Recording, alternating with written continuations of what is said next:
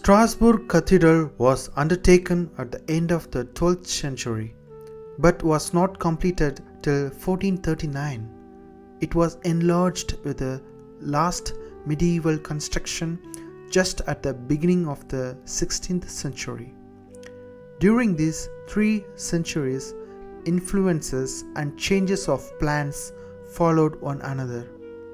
Many artists too accumulated outstanding works in every field, let it be architecture, sculpture, or stained glass. All of these works have contributed to make this cathedral one of the most important and wonderful piles of the Western art. We do not know much about the origins of the cathedral, which was not historically mentioned before the 8th century. After the Great Fire which burned down this Carolingian edifice, Bishop Werner undertook in 1015 the construction of a new cathedral which at the very first reached the dimensions of the present Gothic church. It was a basilica of the Paleo-Christian type, prior to which stood a western building, probably surmounted by twin towers. Except for a few fragments in the crypt, there remains nothing. It took 2 centuries and a half to set up the present cathedral on this very site from the east to the west. The stained glass windows constitute translucent walls to the inner space. Their huge proportions match with the whole architecture, still enhanced by the baldachins which surmount the figures standing on 2 rows in the windows of the nave. They form a heavenly assembly of 83 saints, presided by the Virgin. The organ of this cathedral has been enriched with one of the most wonderful Gothic chests, which was achieved in 3 stages. The Pontifical organ loft was made in 1385. Its pendentive keystone is decorated with Samson and the lion, and on either side a town herald on the left, a bretzel merchant on the right. These 3 figures had moving parts which could be set in motion from the organ loft.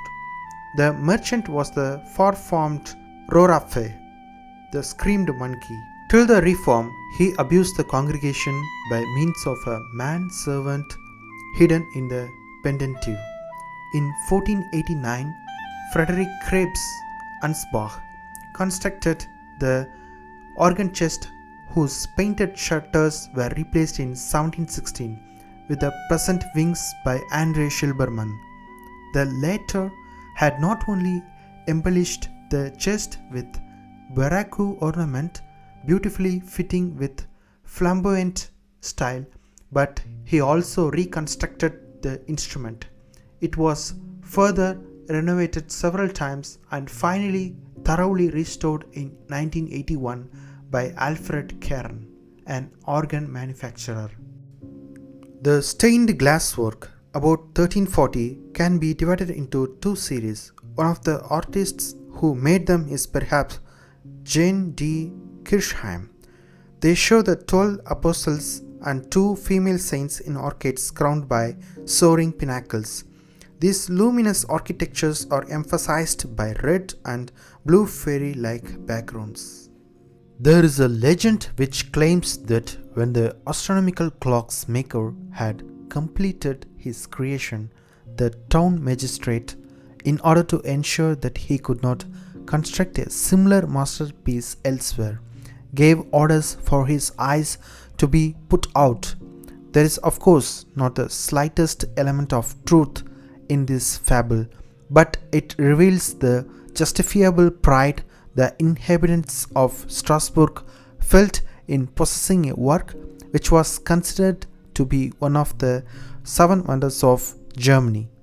Its worldwide fame throughout the centuries does not seem to have diminished, judging by the crowds that continued to throng before it. Oddly enough, they always seem attracted at first by the movements of the automata, whereas The clock is above all an extremely rich monument to art and science. It is also a memorable of enduring significance of history. One day, when the cathedral's beadle, having shown some visitors the motionless and silent clock, concluded by saying that no one would ever be able to set it going again, a boy cried out to him, "Really? Well, I shall make it work." It was young Jean-Baptiste Schwilger, who, entirely self-taught, was to devote his life to the acquisition of all the knowledge needed for such an enterprise. Having become a mechanical engineer, he was at last entrusted at the age of 61 with the renovation of the clock, which he carried out from 1838 to 1842. His dream was to construct an entirely new clock in a case with large areas of glass so that the internal mechanism could be admired, but the cost of such a project was too great for the town, which preferred a renovation of the various functions of the old instrument. Thanks to his wise decision, the case has been preserved. It is a masterpiece of the Renaissance period and contains an exemplary product of 19th century science and technology. When they created the astronomical clock in 1571, its makers' aims were to describe time by every means, in a work which has to be useful, but would also ornament the cathedral and add to the town's prestige. The 1838 renovation made it, from a technical point of view, a masterpiece unique in the world, thanks to Schwilger's genius, which astronomer Camille Flammarion did not hesitate to compare with that of Copernicus or Galileo. In this era of the atomic clock and the space telescope, the Strasbourg clock might no longer be of interest, yet it continues to draw the crowds, and rightly so, because it presents a reflection on time together with an entertainment by the play of its automata, and especially because it constitutes a total work of art, an unique monument offered by our ancestors to the enigma of time.